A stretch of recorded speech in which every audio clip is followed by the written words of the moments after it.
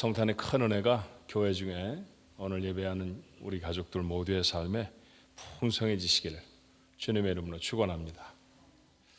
2000년 전에 가장 강력했던 국가 로마를 하나로 통일하고 황제의 자리에 오른 아구스투라는 사람이 있었죠. 그 사람이 천하로 다 호적을 하라고 명령을 합니다. 왜냐하면 남자가 몇 사람이나 있는지 알아야 세금도 걷어들일 것이고, 또 여전히 북방민족, 게르만족들이 쳐내려오고 있는데 그 전쟁터에 군인들을 동원하려고 하면 어디에 얼마나 되는 가용 인원이 있는지를 알아야 했기 때문이에요.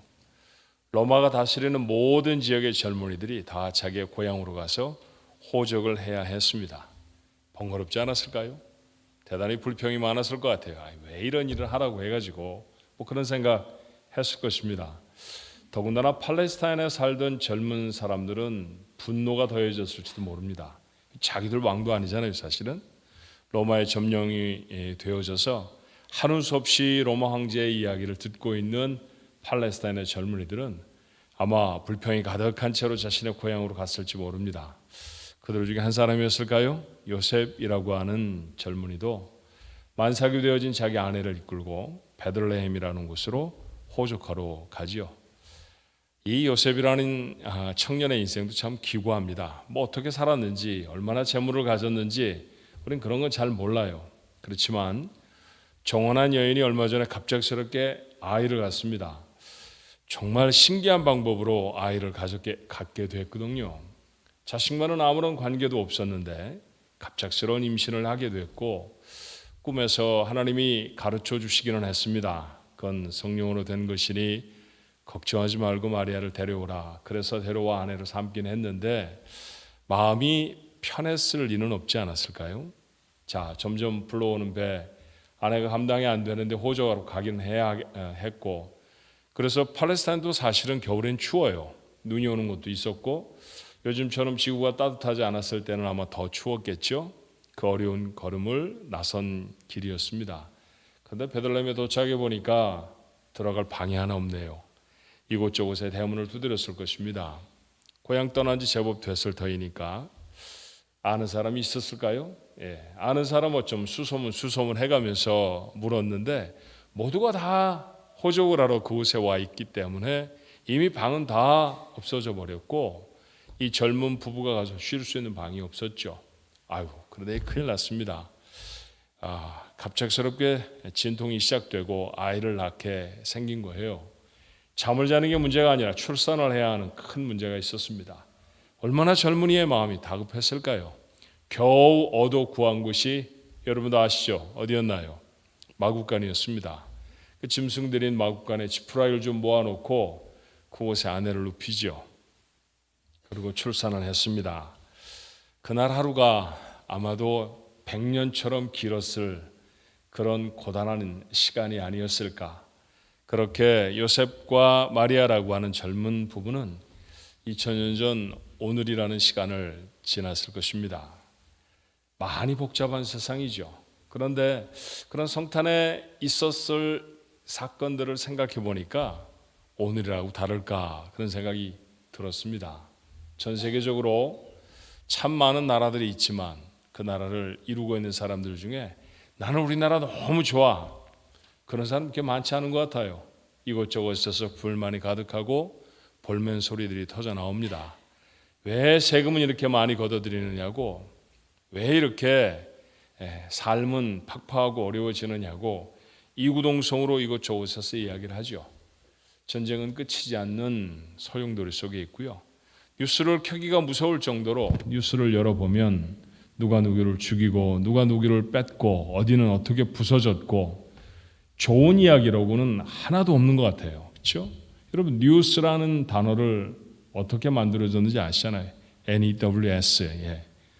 북쪽, 동쪽, 서쪽, 남쪽에서 있는 모든 소식들을 다 담아서 우리에게 전한다. 그런 뜻이 뉴스라고 하는데, 그런데 좋은 소식은 정말 그렇게 없을까요? 눈을 씻고 찾아보아 겨우 찾을 수 있는 그런 팍팍하고 어려운 시간을 삽니다. 그러고 보니까 문제가 없는 데가 한 번도 없었던 것 같죠? 늘 우리의 인생에는 문제가 따라다닙니다. 왜 그럴까요? 죄를 지어서 사람이 악하기 때문에, 집을 떠나 있기 때문은 아닐까요? 히브리서는 우리에게 이렇게 말하죠. 히브리서 11장 13절에 이 사람들은, 앞서서 쭉 사람들의 명단이 나와요. 그리고 그 사람들은 다 믿음을 따라 죽었으며 약속을 받지 못하였으되 그것들을 멀리서 보고 환영하며 또 땅에서는 외국인과 나그네로라 증거했다고 했습니다. 자, 언급했던 많은 사람들의 이름들, 그 사람들이 다 외국인이었고 나그네였다는 얘기죠. 여러분, 외국인, 나그네, 우리는 잘 압니다. 그 말이 의미하는 바가 무엇인지요. 미국에 와 외국인으로 살고 나그네로 살잖아요. 우리의 이름 앞에 붙어있는, 늘 우리를 칭할 때 사용하는 영어 단어 minority, 소수민족, 이런 얘기에 우리는 참 익숙하답니다. 그런데 알고 보면 인생이라는 게 사실은 외국인과 나그네로 살아간다는 것이죠. 편안한 삶을 가리키는 말은 아닙니다. 히브리서는 다시 이렇게 증거해요. 16절에 저희가 이제는 더 나은 본향을 사모하니 곧 하늘에 있는 것이라. 그러므로 하나님이 저희 하나님이라 일컬음 받으심을 부끄러워 아니하시고 저희를 위하여 한 성을 예비하셨다고 했습니다. 히브리서 11장에 등장하는 인물들 제법 성공한 사람들입니다. 인류의 보존에 결정적인 역할을 했던 노아라는 사람의 이름도 거기 있고요. 고대사에 기록된 위대한 정치인 요셉이라는 사람도 있습니다. 그가 살았던 시절부터 지금 3,500년도 훨씬 넘은 시절이지만 요셉이 시작한 정책을 지금 현대 국가에서도 시행하고 있다는 것은 놀라운 일입니다. 모세와 같은 사람들, 그리고 그곳에 등장하는 수많은 왕들, 선지자들, 그런데 그 멋진 인생처럼 보이는 그 인생을 살았던 사람들의 소망이 땅에 있지 않았다는 것이죠. 본향, 영원한 나라, 천국에 있었다는 것입니다. 종종 병원에 입원 중인 성도를 신방하게 됩니다. 샌프란시스코는 워낙 경관이 좋아서 조금쯤 빌딩을 높게 지면 아주 전망 좋은 방들을 마련할 수 있는데 대부분 병원들이 그래요. 전망이 참 좋은 병실이었습니다. 아름다운 샌프란시스코 시내가 훤히 내려다 보이는 그런 방이었죠. 누워있는 침대, 저희들이 사용하는 침대와 비교도 안 될 정도의 수만 불짜리 최신식 침대입니다. 버튼을 누르면 머리 부분이 올라오기도 하고 발 부분이 올라오기도 하고 뜨뜻해지기도 하고 바람이 불어 통하기도 하는 그런 아주 최신식 침대입니다. 텔레비전도 누워서 보기에 딱 좋은 위치에 달려 있습니다. 그리고 시간이 되면 최고의 공부를 한 박사, 석사들이 그 방에 드나들면서 환자의 상태를 점검해 줘요. 최고의 시중을 받는 셈이죠. 그렇다고 하면 그 자리에 누워있는 우리 가족 중에 한 사람, 그 환자는 행복할까요? 아우 참 좋으네요. 그냥 여기서 아시죠? 그렇게 말하고 제가 온다고 하면 그분에게 위로의 말씀이 되겠습니까? 그럴 수가 없습니다. 환자의 간절한 소망은 빨리 나와서 집으로 돌아가는 것이죠. 그에게는 더 좋은 침대, 더 많이 배운 의사나 더 친절한 간호사가 필요한 것이 아닙니다. 아무리 환경이 좋아져도 환자에게 병원은 고통스러운 곳이죠. 사람은 다르겠습니까? 우리는 하나님과 함께 천국에 사는 존재들로 지음을 받았는 줄로 믿습니다. 그렇다고 하면 천국 본향에 돌아가기까지 나그네로 살아가는 이 땅의 삶, 외국인으로 살아가는 이 땅의 삶에서의 고난은 피할 수가 없죠. 영국의 유명한 언론이었던 말콤 머거리즈는 이런 말을 했답니다. 하나님 당신은 자신을 위해 우리를 만드셨습니다. 그렇기 때문에 우리는 당신의 품 안에서 안식할 때까지 쉬지 못합니다. 정말 맞잖아요. 그렇죠? 새기면 새길수록 이 말이 맞다라는 생각이 들어요. 정말 이상하게도 세상에서 어쩌다가 기쁨을 얻는다고 해도 그 기쁨은 오래가지를 못합니다. 우리는 다시 무엇인가를 찾아서 헤매게 되지요. 그렇다고 하면 살아가는 동안 이 고단한 인생을 위한 해답은 없는 것일까요? 오늘 본문의 말씀 마태복음의 한 구절에서 우리는 보석 같은 진리를 발견합니다. 마태복음 1장은 성경 전체를 통해서 사실은 가장 지루한 부분입니다. 예수를 믿고 나서 나 한번 예수 잘 믿어볼 거야, 내가 좋은 신앙인이 되어볼 거야. 그러면 성경부터 읽잖아요. 그렇죠? 성경부터 읽으면 보통 어디부터 읽으셨습니까? 마태복음부터 읽곤 했습니다. 그렇죠? 그래서 보통 요즘은 전화기에도 여러분 태블릿에도 성경책을 다 담아 다니시니까 교회에서 확인할 길이 없는데 그게 좀 아쉬운 일이네요. 좀 확인을 해야 요즘 예수 잘 믿고 있는지 열심히 살고 있는지 확인을 좀 할 텐데 성경책만 척 봐도 이분이 얼마만큼 열심히 신앙생활하는지 척 알죠. 그렇죠? 대부분의 사람들은 마태복음만 새카맣습니다. 그렇죠? 마태복음이 자리하고 있는 그 위치만 손때가 잔뜩 묻어 있고 나머지 부분은 거의 새 책에 다름이 없는 분들도 있어요. 그렇게 우리는 마태복음 좋아합니다. 그리고 마태복음을 읽을 때 마태복음 20장부터 읽는 분 없잖아요. 그렇죠? 1장부터 읽어요. 그런데 그 1장이 상당히 지루한 말씀이에요. 계속 반복되는 한 단어. 여러분 아시죠? 낳고 또 낳고 또 낳고 그 다음에 또 낳습니다. 계속해서 낳고가 반복되는 그 마태복음 1장의 기록. 질문해 보지 않으셨어요? 그래서 도대체 무엇이란 말인가? 알고 계시는 것처럼 이것은 예수님의 족보입니다. 예수님이 이 땅에 어떤 사람들의 계열을 통해서 어떤 사람들의 가문을 통해서 오셨는지를 보여주는 기록이죠. 그러니 예수님의 족보이니까 위인들이 기록되어 있을 거라고 생각되지 않으십니까? 그럴 수도 있어요. 하지만 시각을 조금 바꿔서 보면 누군가의 표현대로 토요일 밤에 난동을 부려서 일요일 아침에 카운티 구치소에서 호명이 되어져야 하는 구금자의 명단에 가까울 수도 있습니다. 한번 볼까요? 아브라함, 대단한 인물 같지만 그러나 그는 자신의 목숨을 부지하기 위해 아내를 걸고 여러 번 거짓말을 했습니다. 여러분 돈 걸고 한 게 아닙니다. 뭘 걸었습니까? 아내를 걸고 했었습니다. 웬만하면 남편들이 잘못해도 다 용서해 주십시오. 아내를 걸고 뭔가를 하는 남편이 적어도 우리 교회 남편들 중에 아무도 없습니다. 그렇죠? 근데 아브라함은 그런 사람이었어요. 그의 손자 야곱은 어땠을까요? 라스베가스의 사기 도박꾼보다 더 야비하지 않습니까? 어떻게 형을 속이고 아버지를 등을 칠 수 있을까요? 그러다 결국 그 집에 살아갈 수 없어서 도망쳤던 사람입니다. 야곱의 아들 유다, 정욕의 눈이 멀어서 그 매춘부가 자신의 며느리인지도 모르고 계약을 맺지요. 그리고 후에는 그녀를 돌로 쳐서 죽일 뻔했습니다. 이 명단에는 밧세바라는 여자도 나오죠.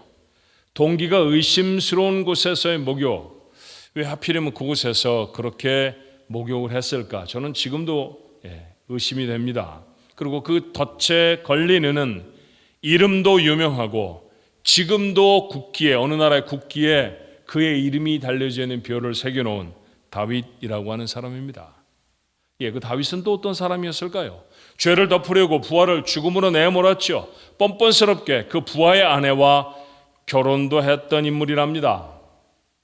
그가 낳았던 솔로몬, 아마 그런 아버지를 보면서 자랐기 때문일까요? 그의 마음속에는 이 성적인 유혹과 도전을 벗어버리지 못했어요. 이 부끄러운 결혼의 산물이었던 솔로몬은 평생에 1000명의 여자에게 둘러싸여서 살던 호색한의 삶을 살지요. 라합은 기생이었고 므낫세는 아들을 불에 태워 죽인 극악한 왕이었습니다. 면면을 보시면 어떤가요?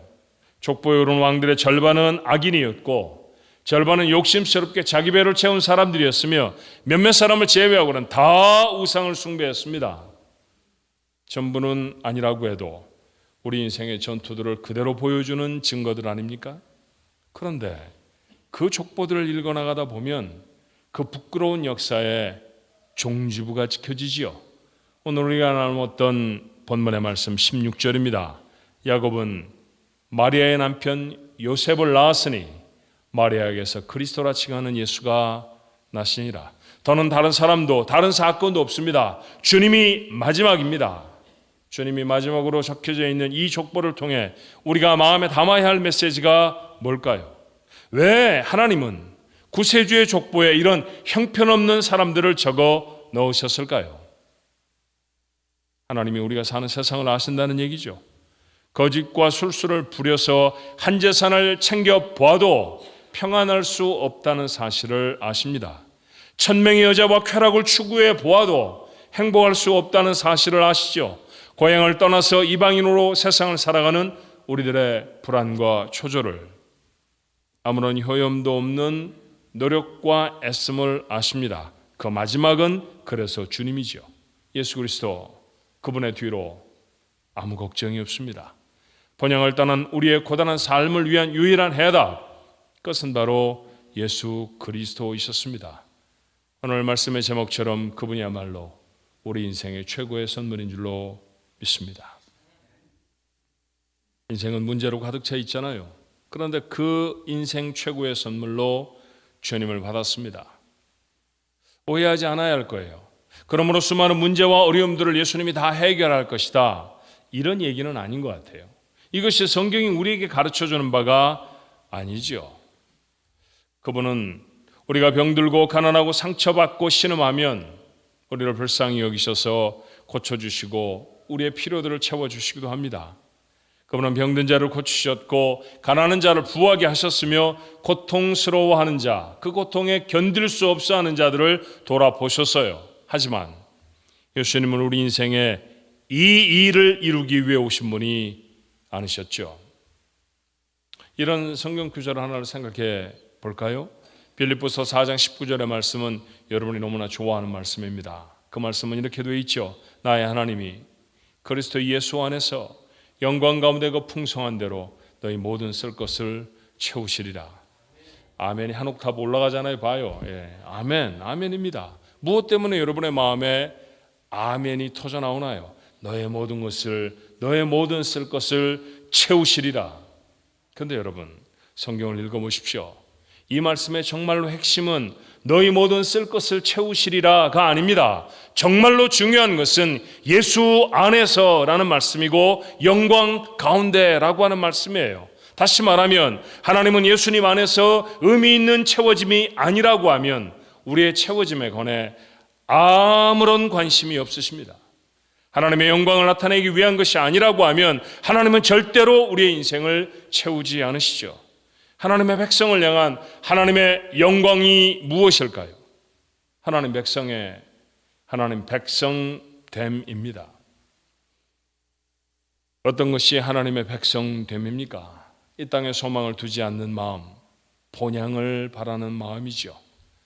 오늘 이 말씀들이 아무리 더 가져도 더 갖고 싶은 물질을 채우시리라는 약속일 것 같습니까?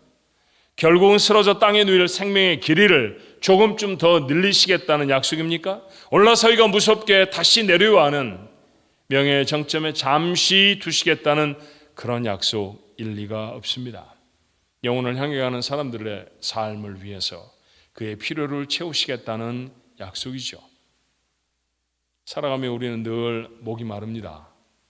돈의 목이 마르고요, 지식이 부족하고요, 건강이 연약해집니다.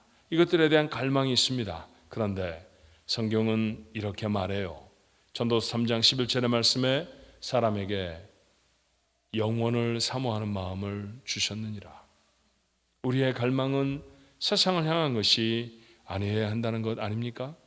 영원과 본향을 향한 것입니다. 이것이 하나님이 우리의 마음에 심으신 것이라고 말해요. 왜 우리의 삶에 갈망이 있을까요? 사실은 영원을 바라보라고 있습니다. 그렇죠. 예수님은 우리의 이 갈망을 해결하러 오신 분이십니다. 주님이 아무리 많은 병자를 고치셔도 우리는 그분을 의사라고 부르지 않잖아요. 주님 때문에 아무리 많은 사람이 부유해져도 우리는 그분을 재정 전문가로 기억하지 않습니다. 예수님은 우리에게 영생을 주신 분이십니다. 우리가 그분 때문에 얻은 것은 영원한 생명이죠. 지금도 우리가 그를 향해 갖는 간절한 소망은 영원한 하나님의 나라인 줄로 믿습니다. 우리가 아무리 많은 것을 가져도 이 땅에서는 불편해요. 우리의 집이 아니기 때문입니다. 여행을 한 번쯤은 다 다녀보셨죠? 여행의 가장 중요한 의미가 무엇이라고 생각하세요? 어떤 분은 그곳에 가서 내가 평소에 보지 못했던 아름다운 풍경을 보는 것, 내가 경험하지 못했던 상황들을 경험해 보는 것, 신기한 일들을 경험하고 먹지 못했던 음식을 먹어보는 것, 뭐 이런 거라고 생각하세요. 정말 그럴까요? 저는 사실 여행의 가장 큰 가치는 집이 귀하다는 것을 아는 데 있다고 생각해요. 아무리 좋은 곳을 여행하셨던 분들도 아무리 편안하고 아무리 좋은 곳에서 아무리 넉넉한 삶을 사시고 아무 일도 하지 않아도 누구도 뭐라고 하지 않는 곳에서 며칠을 지나고 오실 때에도 돌아오는 비행기, 돌아오는 자동차 안에서 우리들은 모두 다 어김없이 이 말 한마디를 합니다. 집이 제일 좋아. 그렇죠? 집이 제일 좋아요.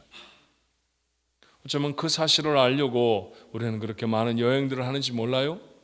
이 땅에 나그네와 외국인으로 살아가면서 우리의 삶 속에 일어나는 수많은 결핍들, 그것들로 말미암은 불편함, 이곳이 우리의 집이 아니라는 증거 아닙니까? 집에 돌아가야 한다라는 사실을 깨우쳐 주시는 어쩌면 인생의 귀한 장치이죠. 모든 것들을 다 가졌던 사람, 성경이 여럿 있지만 솔로몬을 능가할 수 있는 사람은 없습니다. 그의 간증을 여러분 아시죠? 전도서 5장 10절이에요. 은을 사랑하는 자는 은으로 만족함이 없고 풍부를 사랑하는 자는 소득으로 만족함이 없나니 이것도 헛되도다. 다 누려봤던 사람, 다 가졌던 사람이 헛되다고 인생을 정리합니다. 그러므로 이사야는 우리들을 향해서 애타게 이렇게 권면하지요. 이사야 55장 2절의 말씀에 너희가 어찌하여 양식 아닌 것을 위하여 은을 달아주며 배부르게 못할 것을 위하여 수고하느냐. 나를 청종하라. 그리하면 너희가 좋은 것을 먹을 것이며 너희 마음이 기름진 것으로 즐거움을 얻으리라. 하나님의 말씀입니다. 사랑하는 종합가족 여러분, 갖기 위해서, 채우기 위해서 살지 않아야 합니다. 절대로 만족할 수가 없습니다. 사람의 칭찬을 위해서 살지 마십시오. 그 칭찬이 메마르면 내 마음은 그것보다 훨씬 더 고갈되고 말라가 버립니다. 우리의 삶의 그 갈증을 통해 영혼을 사모하는 사람들이 되어질 수 있어야 합니다. 먹고 마시기 위해 주님을 사용하는 것이 아니라 주님과 동행하기 위해 먹고 마셔야 합니다. 순서가 잘못되면 인생이 엉망진창이 되어진다는 사실을 절대로 잊지 않아야 합니다. 세상에서 우리가 만나는 참 신기한 물건 중에 어렸을 적에 처음 만났던 가장 신기한 물건이 제게는 자석이었어요. 정말 신기하죠. 무엇인가를 끌어잡아 당기는 힘을 가지고 있습니다. 그리고 작게 만들어서 가운데다가 받침대를 세워놓고 올려놓으면 항상 똑같은 방향을 가리킵니다. 대단하잖아요. 그렇죠? 여러분도 아세요. 자석은 늘 남북을 가리킵니다. 남북을 가리키는 자석이 아니면 그건 잘못된 자석이죠. 고장난 자석이고 쓸모없는 자석입니다. 그거를 우리는 나침반이라고 해요. 옛사람들은 그것을 밖에서 놓고 다니며 길을 찾았고 항해할 때 바다에 아무것도 육지가 보이지 않는 곳에서도 자기가 돌아갈 땅을 찾아낼 수 있었습니다. 인생의 나침반 있어야죠. 우리 인생의 나침반이 어디를 가리키고 있습니까? 여러분의 소망은 무엇인가요? 구원을 받고 나서도 여전히 돈이고 건강이고 아이들입니까? 다윗은 이렇게 기도합니다. 시편 17편이지요. 나는 의로운 중에 주의 얼굴을 보리니 깰 때 주의 형상으로 만족하리이다. 주님이었어요. 우리가 늘 가르쳐야 하는 것은 인생 최고의 선물이 되어주신 주님이어야 하는 줄로 믿습니다. 오늘은 성탄 주일입니다. 난 매년 성탄절에 달력에 빨간 글씨로 그 날짜를 적어놓는 것은 오늘 우리가 나누었던 이 사실들을 기억하기 위함이 아닌가 그런 생각이 들어요. 2025년 성탄절에 우리 가족들이 마음에 다시 확인할 수 있었으면 좋겠습니다. 주님이 내 인생 최고의 선물이십니다. 그러므로 그 주님과 동행하는 삶이 가장 행복한 삶이라고 믿습니다. 세상의 것들을 위해 살아가지 않을 것입니다. 나를 위해 세상에 오셨고 나를 위해 죽으셔서 내게 영원한 생명을 주신 주님, 그 주님 바라보면서 살 것입니다.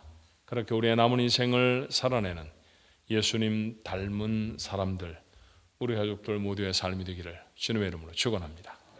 기도하겠습니다. 다시 성탄절을 맞았습니다. 거리에는 기쁨이 가득하고 온갖 화려하고 아름다운 장식물로 넘쳐나지만 2000년 전 주님이 이 땅에 오셨을 때 하나밖에 없는 아들을 세상에 보내시기로 성부 하나님이 작정하셨을 때 그 뜻을 그대로 수행해 어린아기의 몸으로 자신의 인생을 시작하셨던 성자 예수님의 삶에서 아버지 하나님 그런 기쁨이 있었을까요? 그분들은 비장했을 것입니다. 그분들은 안타까우셨을 것이고 마음에 슬픔을 가득 안고 오셨을지 모릅니다. 그렇게 오셔서 자신의 삶을 우리를 위해 아낌없이 던져주심으로 우리가 오늘 구원받아 하나님의 사람이 되어져 있습니다. 그렇지만 여전히 우리의 인생이 가리키는 바 주님이 아니라 세상의 흥청망청이라고 하면 이건 구원받은 사람의 인생이 아니죠.